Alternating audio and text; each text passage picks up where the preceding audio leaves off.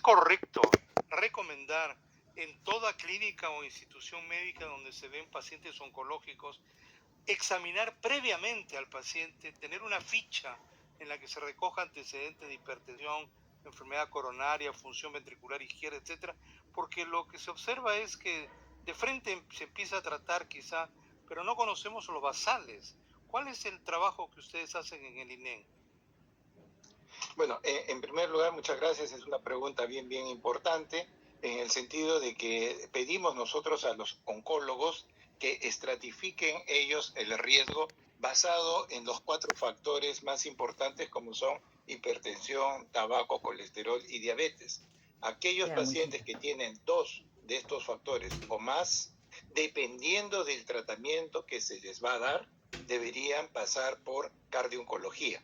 Nos referimos, por ejemplo, los pacientes que van a usar inhibidores de tirosina quinasa, pacientes que son tanto de cáncer de próstata como de mama, que son los 2 cánceres más frecuentes de la región y que en el Perú también son los 2 más importantes. Estos pacientes van a utilizar drogas que si son hipertensos se van a descompensar y que pueden desarrollar hipertensión nova también. Entonces, en los pacientes prostáticos y en los pacientes de cáncer de mama, si estos pacientes tienen por lo menos 2 factores de riesgo o más, ya deberían pasar por cardiología. Bien, gracias. Doctor, dijiste que aproximadamente el 38% de pacientes oncológicos tienen hipertensión, ya sea antes, durante o después. La idea es que mucho se recomienda para prevenir daño cardiológico iniciar beta-block o candesartán o BRATS, ¿no? Entonces, eso desde el comienzo, cuando descubres hipertensión, porque podría, pues, el efecto propio bajar la presión al empezar a usar beta-block o BRATS. ¿Cuál es el trabajo que ustedes hacen?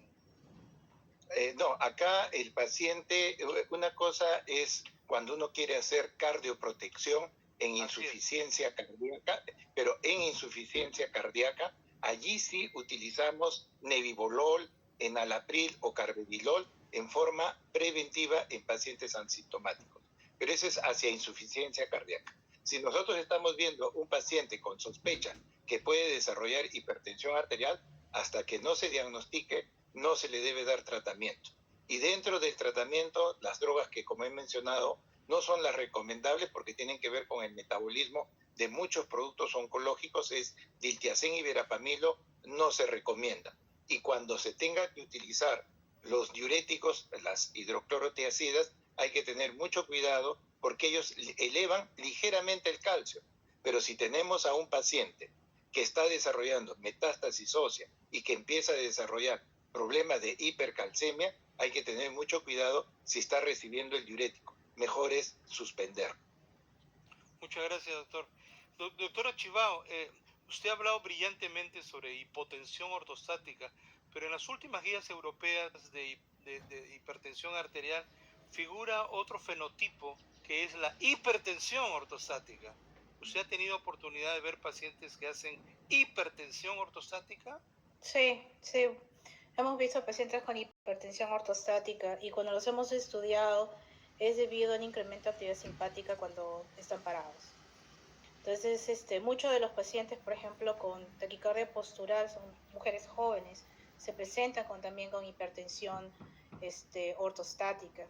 Y cuando eso sucede, parte de la evaluación es tomar norepinefrina supinas y paradas, plasma metanefrinas, y empezarlos con tratamiento con guanfacina, especialmente en la noche, porque estos pacientes también se levantan en la mitad de la noche con sudoración, con taquicardia, con palpitaciones, y es una de las medicinas que nos ha ayudado a controlar esos síntomas.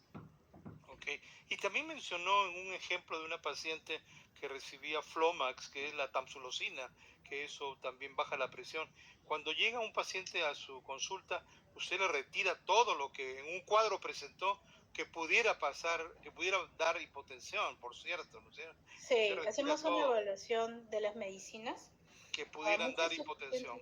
Sí, muchos de esos pacientes tienen bastantes medicinas y alguna de esas medicinas produce hipotensión ortostática. Eliminamos esas medicinas pero no eliminamos completamente los antihipertensivos, porque existe un fenómeno, si es que ustedes no controlan la hipertensión, la hipotensión ortostática empeora por la presión que se genera a nivel de riñón, que hace que estos pacientes orinen más, ¿no? Con respecto al Flomax, hablamos con los urólogos, definitivamente hay varios estudios que indican que está asociada a hipotensión postural. Claro, claro.